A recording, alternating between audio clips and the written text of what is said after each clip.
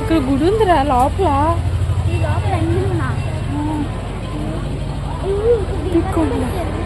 ఇది అసలైన గుడిరా, అప్పికొండ గుడి.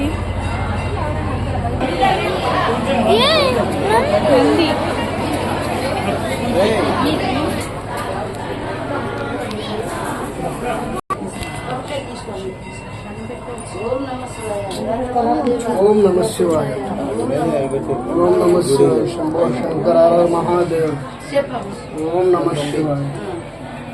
ఓం నమ శివాయ. శంభో శంకర మహాదేవ్.